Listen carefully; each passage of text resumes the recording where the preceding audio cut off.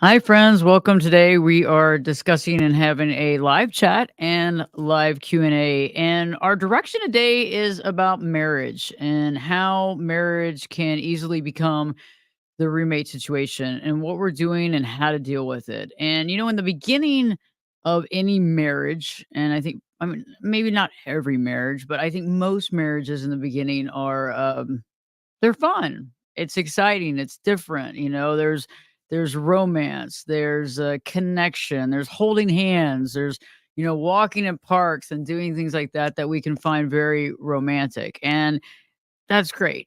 And I think that there's a lot of times where you're on the phone, even before marriage. Think about it, in a relationship in the beginning, you have, kind of the courtship and the dating and the connection, and you have people on the phone for hours at a time, and then eventually you end up living together, and you're in that relationship, and you spend hours talking and interested in what that person's saying. And even if they're not saying that much at all, there's an interest in what they're saying, and where they're going with that, and you can be enthralled in something that later on down the line you're just like, what the heck is this about? And, it's interesting. How you doing? Good to see you, by the way. It's good to see you, friend. Yeah, it's like, so you think about the concept of this happiness, this connection, this romanticized situation, and eventually it changes, right? So thank you all for joining. As you join, definitely say hi. I want to see everybody that's coming in, and I really appreciate everybody that's already here and here part of the chat today. But it's interesting because you look at romance and you look at connection, and it's so much fun in the beginning.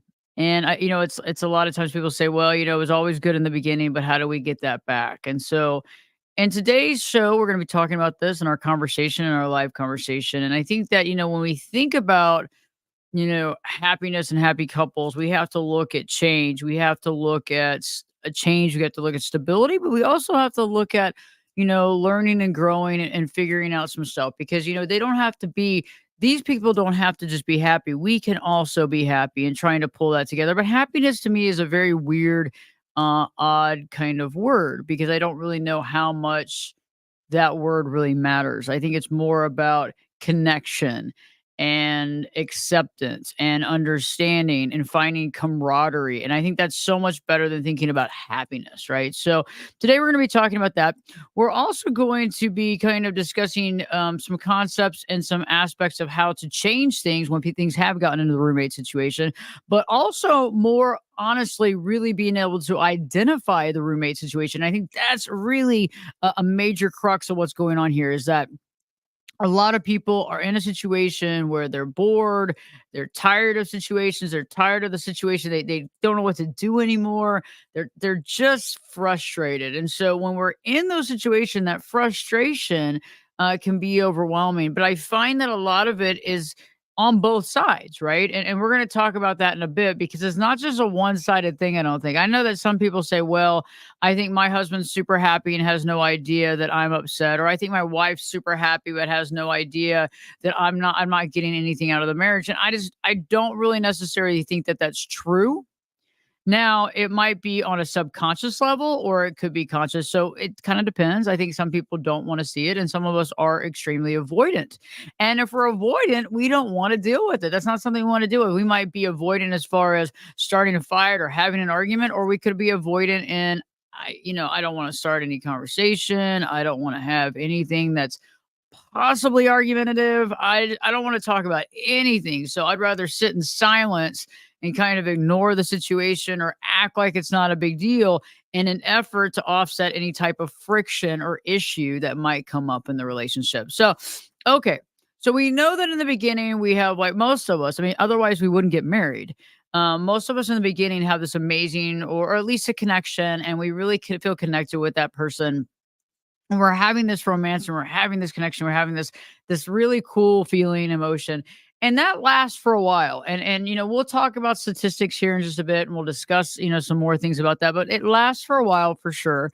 And then it doesn't, and things begin to augment and change, and that's normal. Like, any relationship is going to morph and change based on our situation, and it's going to change a lot based on the situation. If we look at, some of the concepts, as far as when we look at the marriage situation, and we look at this as a whole and the roommate situation, when the marriage feels like roommates is when it becomes more of a routine, right? More of a routine than anything else. So, um, you live together, maybe you do certain things together, maybe because you enjoy 'em, maybe because you don't. You do it because you feel like you're required to do so. And the relationship seems to have reached the point when it feels stagnant. And I think that stagnation, I mean that stagnation right there, that word right there is a very interesting word because when we think about that, that's what a lot of people talk about, right? Is my marriage has become stagnant, my marriage has become uninteresting, unexciting. And it's interesting when you look down, it's really actually quite interesting. If you just put marriage and roommate situation into Google, you just kind of roll down that first page and you see that the top videos actually happen to be our videos here on YouTube. Has your marriage become the roommate situation? Save your marriage from the roommate situation. The signs and symptoms of the roommate situation, episode 760 on the Live Your True Life Perspectives. And then it continues, obviously, with other people's content, which is great. However, I just thought that was interesting because there is so much content on that, and being that we're on the first page out of a 70 million results is pretty interesting. So it's out of 70 million results. And the interesting part about that, though, too, is if you think about 70 million pieces of results on this is a big deal. Okay, a lot of people are in the roommate situation. A lot of people are frustrated with it. A lot of people are in the marriage situation. You're like, what the hell am I doing? What's going on here? I used to be in this marriage that I really liked. I used to really have a good time. I used to be able to sit there and listen to my spouse pontificate about whatever the hell and actually enjoy it. And now I'm not. What do I do? What do I need to change? How do I move forward in my life?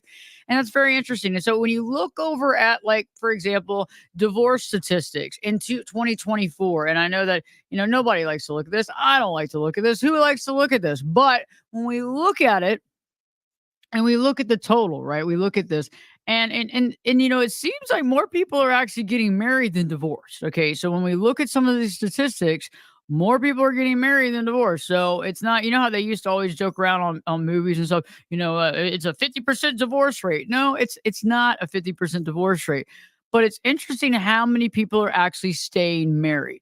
Okay. So I guess in 2021, a total of 689,308 divorces occurred across 45 US states that reported. I guess only 45 states reported. I don't really understand that, but it is what it is. During that same year, almost 2 million marriages, 1,985,072 marriages occurred. Okay, so that's a big difference. So far more people are getting married over the course of a year than divorce. And so we talk. There's a whole concept of the divorce and why do couples divorce and when do couples divorce. And it's interesting because it says the average length of a marriage prior to divorce is 8 years. So it talks about that, but then it also talks about why there's a divorce. Why are people getting divorced? And I think that's interesting too. So the most common reasons for divorce, and these are obviously somewhat obvious. Okay, it's not like we're setting the world on fire with this Forbes article here, but we're just trying to prove the point here that most common reasons for divorce is one, a lack of commitment. Okay, duh. Yeah, we figured that one out. Lack of commitment is one of them. When people aren't committed to the relationship, when people have one foot out, that's a big deal, right? So, 75% of individuals in couples cited lack of commitment as a reason for divorce. Most common cause of marriage ending. So I guess lack of commitment, lack of being there, lack of committing to the relationship, lack of giving, yourself and trying to make the relationship work. And sometimes this can be tough because if we're looking at a 50-50 split here, that can be hard to deal with sometimes because that other person might not seem to be carrying their weight, or we're waiting for them to carry their weight, or we don't want to give more than the other person's giving. And I understand if you've been doing that for a long time, it can be challenging. That might be why you're watching the show today too, because I think sometimes, when you're feeling like you're in the roommate situation, there's give and take, and maybe some things are working, but some things might not be working at all. 60% of divorced couples cited infidelity as a reason for their divorce. Okay, unfaithfulness is a reason, and we kind of figured that, right? If the marriage is supposed to be monogamous, right? So some people are not in monogamous relationships, some people are polyamorous, some people are in different relationships, so you have to take that into consideration. But apparently 60% of divorced couples cited infidelity. And last but not least, the domestic abuse prompted divorce in 24% of cases, and That's something that's definitely challenging as well. And so a lot of people are dealing with anger, resentment, pain and suffering, that type of thing. So the top reasons for divorce: lack of commitment, infidelity, too much conflict and arguing. That's another one that I thought was very interesting. 58%. This is the National Library of Medicine, that there was too much conflict and arguing. And that's a big deal if you think about it. Too much conflict and arguing, and I think that's important to think about. Okay, if there's too much conflict and arguing, that means that we're not getting along, we're not connecting, and that's definitely not what was in the beginning of this type of relationship. I don't think anybody like said, when it decided, oh yes, I'm going to get married to this person because we argue all the time and we never see eye to eye. And I think that that comes over time with resentment. I think that comes over time when people begin to separate emotionally. And that's one of the big things I think happens, is that we kind of start, it's almost like two ships kind of, slowly just kind of moving away from each other in the water. And that becomes a big issue. And so we're not really emotionally connected anymore. So, like what we used to be, not so much. And I feel that the more we become less connected, the more we begin to have conflict or argue. Now, that's not always the case, right? So, some of us have conflict and some of us argue, but some of us don't. Some of us don't want to do any of that. Sometimes we do the opposite, right? We put our head in the sand, or I don't know, we do it. Let's do what you want to do. We don't want to cause any problems. Don't want to make any waves. But again, I think the not making any waves and stuff like that probably lasts longer than the conflict and arguing. But there's a lot of the same reasons for why we're doing it on both sides, right? Folks getting married too young. I mean, a lot of people get married really young. They get married at a young age, and they don't. Maybe they're not prepared for it. That's a possibility. And maybe it wasn't the right marriage, possibly. And there's a lot of things that we can go down that rabbit hole as well: financial problems, domestic abuse, substance abuse, and lack of support from family, and other sort of situations. So it's very interesting. I thought that was interesting, and if you're interested in knowing, like by your state and everything like that, that's cool. You can actually check out this link here and look at it yourself. But it's like I feel that when we look at these types of things and we think about this type of stuff, what is it that really gets us to the marriage issue? What is it that really gets us to the problematic situation? When our marriage has become the roommate situation. And I think that's important. And when I start looking at a lot of these comments, and I need to definitely go through them. And I know that if many of you that might be watching this right now, I don't always answer all the comments, and I'm not trying not to. I just need to really get better at that. But it's like when I look at some of these comments, I mean, a lot of people are in quite a bit of pain, and they're dealing with a lot of things, and they're dealing with, escapism. Some people feel like they're in a hostage situation. Some people feel like they never get any apologies. They feel like they don't have any sex. They don't have any connection. Um, people that have been married for, 30 something years. And how, my wife used to show me affection. She doesn't, or the opposite. I desire my wife. I love her, but she's not attracted to me.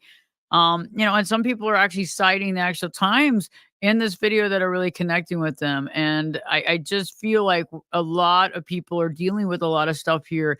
And I think it's time to really discuss that. So let's think about this. Let's jump in to some of the things that happen when we're in the middle of the roommate situation. And I think that's crucial. And one of the first things that I find that starts to happen, and maybe many of you might agree, is that I feel like the conversation gets very dull and boring and kind of short, right? So before, back in the day when, everything was like, hunky dory and things were good, and stuff was okay. We weren't yelling, we weren't arguing. Many of you might be in therapy right now or not in therapy. Maybe there was just poor communication as well. And I feel like it's kind of an interesting dynamic because we look at the situation, the same conversations that we used to have about dreams, right? About what do you want to do when you grow up? What do you want to do? How many kids do you want to have? What do you want to do? Where do you want to live? What do you want to build? What do you want to make? How do you want to live your life? All these real big kind of, esoteric conversations, which are very cool. And I definitely desire and love them, become something completely different, right? So instead of that esoteric conversation, we have what I consider, the housework conversation. Who did or did not take out the trash? Who did or did not make dinner? Who did not clean up the sink with the dirty dishes? I mean, that's a big deal. Who didn't clean the toilet? Whose work schedule's tougher? Okay, well, I had to work all these hours and and you could have done this. Or maybe just humdrum. We're talking about work, work, work, work, maybe about the children or the pets. And I know that many of us, some of us have children, some of us have our pets, right? Our pets are our children. So whatever, if you have, human babies or, fur babies, they can be the major conversation, right? So a lot of times when the marriage has become the roommate situation, the topical conversation is about the pets or the kids or both, the kids and the pets, depends if you have both. So, talking about that, but it's not that deep, esoteric, wow, I just want to, get in your brain and swim in your brain with you and have that conversation like you probably had in the beginning, which you don't have now. And so that's one of the things that I find very interesting that and so like we can kind of jump back and forth is that we don't have to always go down the problem line. We can also talk about, resolve as well. Is that I think that's one of the things that a lot of us don't think about doing is like first off, realize how short we are in a lot of conversations. Like, yeah, yeah, I hear you. I got you. Okay, okay, we got it. But also maybe having some of those more enlightened conversations. How do I have more enlightened conversations? How do I have more opportunities to share with my spouse something that's interesting? Oh, hey, I read this or I learned this or this seems very interesting to me. What do you think about that? Does that, and having that, just opening up that line of communication could be something that's not so hard to do. And also it's probably not bad because it makes you less bored as well. So, it's definitely a two-ply reason for doing it, right? So it's like, okay, let's have some fun. Let's talk about some things that matter, but also let's get a little deeper. Let's get a little thoughtful. Let's get a little maybe spiritual. Let's get that kind of thing. And that can be really helpful. And it's not like you have to really change a lot to get there. Now, you obviously have to have somebody that actually is open to that. And so I know that many of you might have been in the roommate situation or currently in the roommate situation for quite some time. I find that the longer we sit in it, the harder it is to change, right? So the harder it is to get out of it because we start worrying that our ideas are not good enough, or we start questioning if they're interested at all. We start questioning if we're interested at all in changing things, right? Because we kind of get stuck in a rut. And then getting stuck in that rut becomes even harder. And so it's like taking that initiative, and even if we get shot down the first time or even at the second time, continuing to take the initiative. And I agree, there comes a time when you go, hey, I've had enough, I've tried enough, I've done as much as I possibly can, I can't keep doing it. And I understand if that's the case, but I feel like there are times to try, because the last thing that I want in my life is not trying. And I think that many of you agree that regret is a real painful thing. No matter how many times or how you had regret, it might not have anything to do with your marriage. It could have to do with your career or your school or anything. It could have like you could have played sports that you wanted to play, or you could have gone to a particular college you didn't go to, or you could have had children and you didn't have children, or you didn't want to have children but you had. So, whatever it is, but that regret is a lot. And so it's like, if we're going to have regret in the situation, I think let's try to eliminate that from happening as much as we can, even if it means, hey, I got to take the initiative. I got to get out of my comfort zone. I got to do this stuff. I don't really want to do it. I don't even know if she or he is going to participate at all in the situation. But at least what I'm saying is that at least we know in our heart of hearts that, hey, I did what I could. And that's one of the biggest things. And so starting that conversation, and like maybe it's a book that you just read that you really like, or something you saw on YouTube, or this live talk that you wanted to share, or even like, a book or anything, or even something you wrote or did, whatever that looks like, hey, sharing it, and hey, what's your feedback on this? How do you feel about this? At least the conversation is going to be different from, the house chores, the dirty dishes and the kids, so that could be very helpful. And so that's definitely one thing that we can do. One of the things too, is that I feel like in any relationship, even if this was a friendship relationship, which we're not talking about today, we could, we don't really feel connected to that person. It's like almost like we're drifting away from that person for whatever reason that is. And that drift away is what creates kind of that weird, it's not really kind of a friction anymore. It's more like just distance. And that emotional distance can be very challenging. And that emotional distance can do a lot of things as far as separation, Oh, they don't really care about that. They're not really interested in that. I don't really want to share this. I don't know how they're going to respond to this. I'm concerned how this is going to go. But I also find that the more disconnected we feel, that's like we get that disconnect and we separate emotionally a lot of times based on resentment, based on sadness, based on things that happened in the past, based on our situation. And then also, a lot of times, too, the last thing we want to do is really have a deep conversation about this drift, right? So, what do? We avoid it. So it's easier to avoid it, right? So instead of like, "Hey, I really am unhappy with what you did, and what the heck, and why can't we talk, or why aren't we having sex, or why isn't this happening, or why don't we have intimacy, or why don't we go out to dinner anymore, or why isn't this happening?"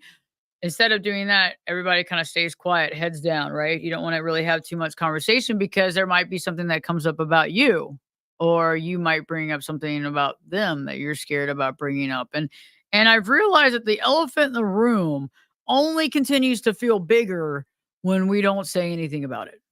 Right. So it kind of gets bigger and bigger. It kind of pushes you out of your own room. Right. Eventually, it pushes you out into a space of feeling very, very uncomfortable. And a lot of this can be past. It can be resentment. It can also be, the water on the bridge that we have. Every relationship has some water in the bridge, right? Everybody's done something wrong or screwed up something or what have you. It's constant. It's human. That's just the way it is. So it could be that as well. Also, intimacy and sex could be an issue too. And I think that's one of the biggest things as well is that you have kind of this juxtaposition of, of the missing of having what you had in the beginning of the relationship. And I think any relationship is going to take a little toll, is going to be a little toll on the sex and intimacy just because of the basic concept that you're around each other so much.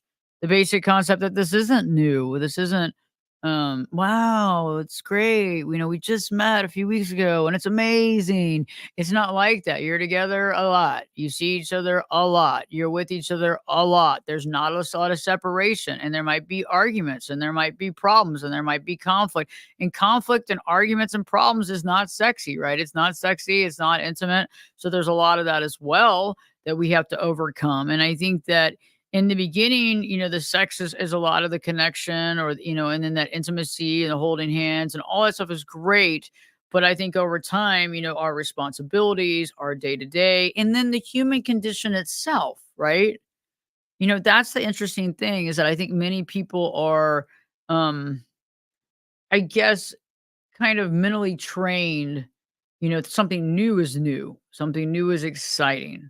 Something not new is not really that exciting. I'm not really working that hard to deal with that. I'm not really working that hard to have that conversation or to work at that intimacy. Or we both have these really crazy work schedules and we have kids and we have animals and we have in laws and we have, all that stuff. And we're not really working to try to come up with a timeline of what we need to take care of. And so that's definitely something as well. One of the other things that I find interesting is about confiding in others. And I think that is an interesting thing. And I'm gonna jump into some of y'all's questions as well here in just a second. Confiding in others. And that's something that a lot of times it happens, right? Where we begin to confide in somebody. It's not bad. You're allowed to have friends and connections. I mean, I don't agree that, you get married to someone and that's your end all be all and you can't tell anybody how you feel or I think that's a real limited amount. I think that's a real limited thought process. But I think there is a little bit of a gray area. And I think that some people in the marriage, because their emotional needs have not been met, right? They go outside of the marriage and confide and have conversations with somebody that they're not married to, and they're getting that help. They're getting that connection. And I know people joke around about work husbands, work wives, and that kind of sort of thing. And I don't think that just resides at work. You see what I'm saying? Like, I think that there's a reason for that. Is they get to work and they're like, uh, this is what happened last night at my house, or I had to deal with this, and they have somebody that's like, oh wow, what happened? Well, what happened then? What'd you do then? What happened next? and you have somebody that actually is obviously interested in what you have to say. They're not like blowing you off or, oh, here you go again, complaining as usual. No, they're like, wow, that's wild. Okay, so how'd you handle that?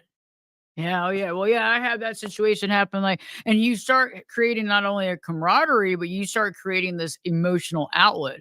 Not because I think you're being sneaky, it's just because you have somebody to talk to. And it's like, hey, I got this person to talk to. I think that's a big deal. And I really want to jump and dive into that a little bit more because I think that the more that we have that and the more that you feel like you can't come into the marriage and talk about how you feel, that's how the divide happens, right? And it keeps dividing. And that's when you start wondering, is this really the person I'm supposed to be with?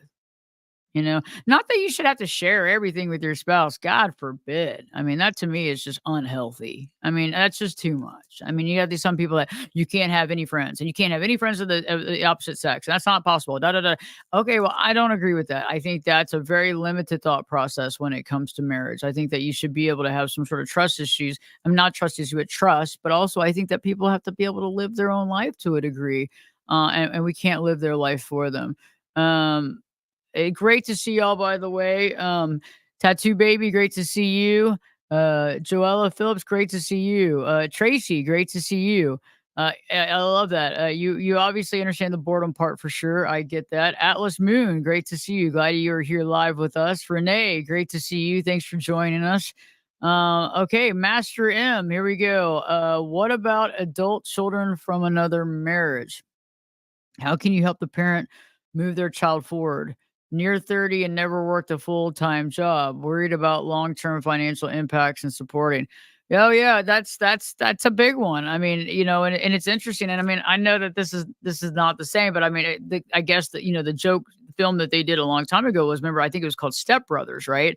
And I think Colin, who was in it, the from Saturday Night Live was in it, and Step Brothers was pretty funny, and it was about a couple getting married. I guess it was their second marriage, and they had two adult children that were living with them, and they didn't have a job and that sort of thing. And I think that was because I think that was so prevalent, really, and it's actually prevalent right now. It really is. This is not.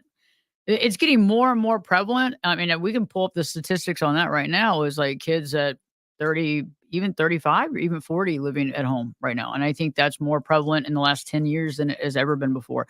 But, what about adult children from another marriage? How do you help the parent move their child forward? Well, first off, that parent, your spouse has to be on the same page and wants to do it, right? Because that's a big deal too, is that we can, I mean, you know, sometimes parents feel like that child might not be able to live on their own. But if that's separate and not the case, then sometimes the parent wants the child to live with them, and that might be something that has to be addressed as well. Is that sometimes the mom or the dad wants the child there, and they're not child, they're a grown child, but once them there, they want their camaraderie, they want their connection there. They don't want to let that child go at all, no matter what. And so that might need to be a conversation that you have as well. I'm not sure if you've had that conversation, because that could be part of it. Enabling can be part of it as well. But that would need to be something that probably needs to be brought up if you're married and trying to have a successful marriage, because eventually that's going to gnaw on you and create resentment at some point, especially if you don't have an adult child that's living with you as well. And so that's something. And also maybe having, your spouse communicate with her, with their child. Hey, by the way, maybe talking to them. Do they need some help? Do they need some reassurance? Do they need some guiding to do what they need to do? But I think ultimately it's like understanding the dynamic and understanding, okay, is this more of what she or he wants from their child, or is this more the child participating in doing that, or is this more what the child wants to do? And so that's a definitely good question to ask. And I think you have to have that open conversation. That's a big conversation, and that can be a lot because you really don't know maybe all the emotions and maybe why this has been going on, because we might see it from the outside as enabling the child, but it could be really a lot of enmeshment as well. And not to say that that's the case. Also, perhaps, there's a fear of upsetting the child as well. And so there's a lot of things that maybe you and your spouse can have that conversation, definitely without the adult child around, the adult the kid around, but having that conversation and really asking some of those hard hitting questions could be good. You might have some blowback from that, but at the same time, if you don't ask, you're never going to know what's really going on. Have they had the conversation with their kid? Had they had that conversation? Have they talked about it? How do they feel? And then also, kind of watching them around their kid. Is there a lot of enmeshment? Does it seem like they really need their kid around a lot of times to, to feel better or that situation as well? So there could be lots of things at play here, but definitely if it's not your kid, it's going to be very much in your face. So definitely something that you'll want to get cleared up, but you'll have to ask the right questions, and then be ready to have lots of different conversations, and be ready for not having a solution immediately is definitely something that I would advise, because that's a probably a tough, touchy subject that immediate change is not going to happen, but there can be small incremental changes that everybody can agree to is possible. So I appreciate that question. Anybody that has any other questions, please write it down in the comment section, and I'll definitely address and answer to the best of my ability. So if we go back to the concept of confiding in others, and I think that's an interesting concept, because I think a lot of this happens, like work wives, work husbands, best friends. That's a big thing too. And then how much are you confiding in them? And I feel like that's a big thing, and I don't think that's necessarily bad. But at the same time, I think that in order to keep a marriage to some degree, we have to communicate with our spouse as well. So to be able to, keep that marriage, keep that connection, that confidence in the relationship, that's very important. The other thing that I find that's interesting is that the more that the marriage becomes the roommate situation, the more different the lives become. You know what I'm saying? Like, I'm not saying we have to do everything together. I'm definitely not saying that. I'm not advocating that, but I am advocating that there's got to be some things that we do together in a marriage. There's got to be some things, and I feel like that can be hard, because sometimes, when we have two different lives and we're doing all this stuff, it can be really hard to kind of reconnect. And also sometimes it's like, it's almost like you're kind of like you don't really see each other. Like, so you have your life and they have their life, and you're not really merging much. And so that can definitely be an issue as well. And so how do you deal with that? How do you have different lives, but still come together and communicate? And I think that's something that you actually have to be very consciously aware of, because I don't think it's going to happen on its own. I have some clients that live in different states. They're married, and then they kind of connect back and forth with each other, but it takes a lot of work, because they have to really be aware of connection. They have to be aware of that. Because I think sometimes we can get into that state of being very independent, which is not a bad thing in and of its own, but I think that we can get into a state of being very independent, and very self-focused. And then it becomes really hard to kind of go back into that marriage situation and be a part of a marriage or a union. And that can be challenging. And so another thing too that I find, is that a lot of times we're doing separate things, and separate things in our life. Like for example, maybe somebody's getting home at a different time, or maybe somebody's watching TV, or somebody's working out, and then somebody's going to bed very early, or somebody's going to bed on the couch, or somebody's watching TV, or whatever that looks like. There's a lot of things that kind of go on that I find very interesting, and I think that they can become routines. And that's the thing that I think we wanna be aware of, and recognize, is that we need to be aware of when things become routines, when things become those routines in life that, we kinda fall into a trap of, right? So, if something becomes a routine, what do we do? How do we change that? How do we augment that? Because these negative, not necessarily negative routines, but routines that are not helpful for us are things that we need to be aware of. So like, let's say like we're married and we get into the routine of watching, a TV and going to bed and passing out on the couch every night.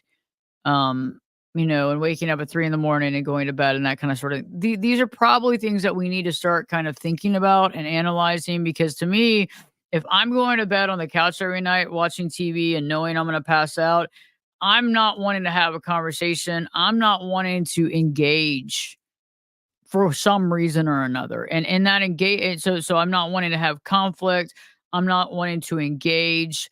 And in this situation, as we see this couple, they're arguing and engaged, but many of us do the opposite, right? We kind of slink around. Oh yeah, hey, how you doing? Oh hey, what's going on? You don't want to have a lot of argument. You don't want to have a lot of tension because everybody's also kind of comfortable in this uncomfortability, right? So we're comfortable, but we're uncomfortable, and that's where the rubber meets the road on this, and that's where I feel like a lot of people fall into the roommate situation because there's this uncomfortability, but yet it becomes so comfortable to do it all the time. And so that's where I feel like we need to start being aware of that. Like anything, like any relationship in life, when things become comfortable, but they're really not comfortable, it's like having a friendship where you talk about the same thing every day, all day. Eventually you finally say, hey, this is getting boring. This is not successful. We got to change things up. Or if you go to the same restaurant every single day, eventually you got to make some changes. And I think that we have to sit there and look at our marriage as an important relationship the same. We have to look at our marriage as important, as something that we need to take care of, as something that we need to watch for, take care of, groom, and kind of work from there. And I think that's definitely important. I think also too, not taking things so seriously, like looking at it and saying, hey, okay, I have the opportunity to make a comment. Hopefully they'll take it well. They might not. Maybe I can open my mouth about this. Oh, they didn't take it well or they didn't act a certain way. Well, does it matter? Because eventually we're going to have to do something anyway, right? And I know that some of you say, well, I've been in this roommate situation for 10 years already. I mean, I haven't done anything right now. I mean, I just kind of go with the flow and I kind of deal with it. And I get that. But I think eventually over time, how much longer are you going to deal with that? How much longer are you going to continue to walk that walk? And I think that we all have to kind of get it into our minds of, okay, do we want some change? Are we willing to have some change? And I think it really begins with the conversation, opening the lines of communication, putting some things out there, what you wouldn't normally do. Even if you get shot down, does it really matter? I mean, it's really up to us to figure out some things, to make some changes, and to put ourselves out there. I mean, I think those are very important aspects. I also think too, just kind of looking at some of the things that maybe some of the patterns that we've fallen into. And I'd like to actually do a show here upcoming with some people, on the show. And I don't know exactly how I would do it, but people that are dealing with the roommate situation and the real issues that they have specifically. Because if you look at a lot of if you look at all these comments, there's specific comments about what's happening, what their issues are, what the specific problems are in the marriage. And I think if we could sit there and like kind of like really look at each piece and then taking small little steps, because we can't change everything. We can't turn the ship around completely in one fell swoop. We have a lot of work to do. And so, it's the advice here, I guess, tonight is the small things. What are the small baby steps that you can take to make changes? Is it having that line of communication? Is it seeing the relationship in a different pair of eyes? Is it going out of your way and being nice to this person and treating them like a friend instead of this roommate situation? Is it doing something nice for somebody? Is it putting yourself out there a bit? What does that look like? It doesn't have to be big, but I think we get into these patterns and the patterns become very humdrum and very negative, and they don't help anybody in the marriage. The opposite, quite opposite. It's like we keep separating ourselves. So it's like, can we watch something together? Can we have an activity together? Maybe we go work out together. Maybe we walk around the block there. What are some things that we can do, just small things, to create more of a connection? It doesn't have to be a romantic connection eventually. I mean, it can be. We want it to be. But just to start really with a deeper friendship, to be able to have that connection, to want to work towards something more. And that's where I feel like we're trying to get to at this point. So we're definitely wanting to do a lot more of these live conversations. And we're just now obviously starting pretty much. We've done a few here and there in the past. But we're getting serious. So we're gonna work on doing this once a week. We're trying to figure out the right day and time. And so we might be fluctuating here, trying to figure that out. If anybody that's watching this right now has an idea what time they think, as well as subject matters that we think that would be helpful, because we definitely want to talk about, obviously, borderline personality disorder, narcissism. We want to talk more about marriage. We want to talk more about happiness, more about purpose, that kind of stuff too. So we definitely don't want, there's lots of things we can talk about. And definitely having some folks on the show too to have a conversation as well with us, because I think it's about opening that line of communication and having that communication and being able to learn from other people. And that's what I find so kind of like cathartic as well, being able to learn from others and being able to be educated by others as well. So let us know if you have some thoughts on that. And share this live feed if you know anybody that wants to see it or would like to hear some of this content. If you haven't already, subscribe to the YouTube channel. We appreciate it. It makes us know that we're doing something right. And that's a big thing for us. We're working on that because we have about, I think only about 14% of our viewers are subscribers. So definitely something that we want to make a change to. We would like to work toward that. So we appreciate everybody that has subscribed so far and everybody that makes comments. That's what's so important, is like the really cool, deep comments that, this is what formulates a community. This is what formulates conversation and also formulates help for other people, because your comment could be something that the other person needs to hear and needs to connect with immediately. So anyway, but in finale, I appreciate it. I just appreciate George helping out here today. George is right here over here on the side working on uploading a lot of cool things, and our next live chat will be really fun and exciting too. We'll have some fun, and so we definitely want some help. Yeah, yeah, we're oh, that's great. He reminded me. We're at 91,000 91K subscribers at this point. So we're really stoked about that. So we're really happy. We're really happy about that. So that makes us feel really good. And if you haven't already, please be a part of the Facebook page too. And I think George might put up some of the stuff on the social media, just so you know, because if you're not on there, you definitely want to be on there, and we definitely want to hear from you, and we definitely want to we'll follow you back and all that good stuff as well. So definitely let us know about that.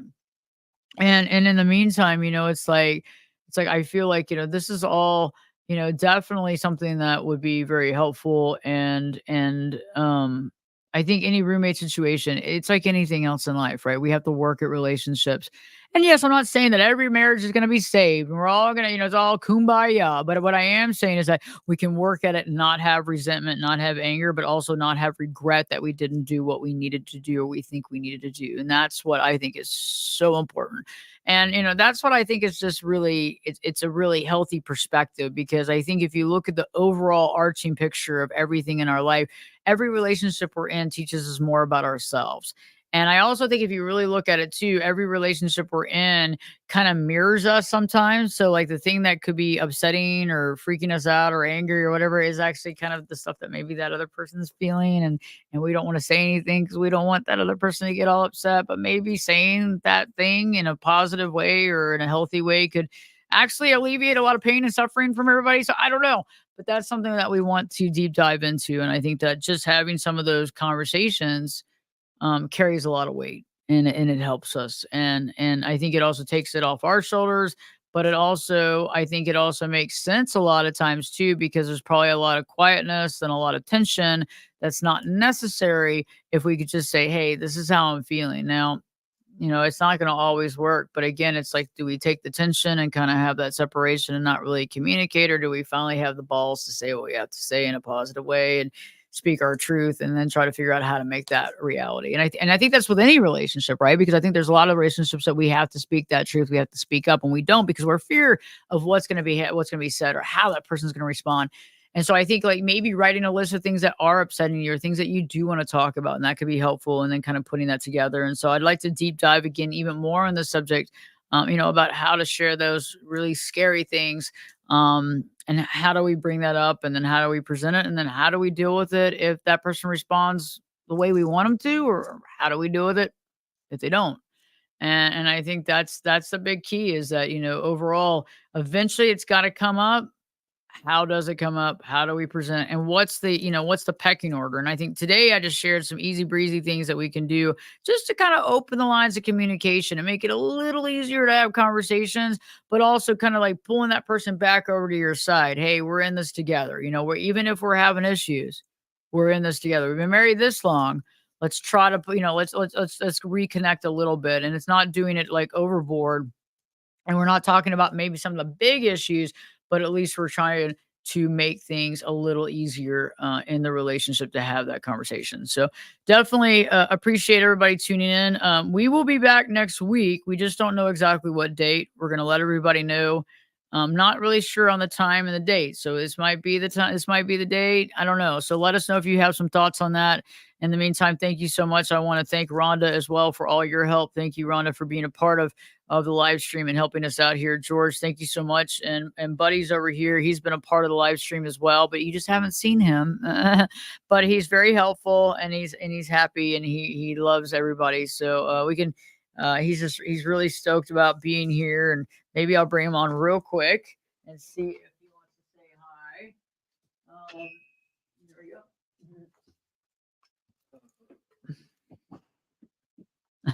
go.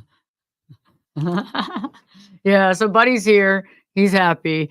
He's definitely wanting to take a walk at some point in time, but he is happy to be here and he wanted to say hi. So, hey, we appreciate y'all tuning in and appreciate everybody tuning in today. Thank you so much.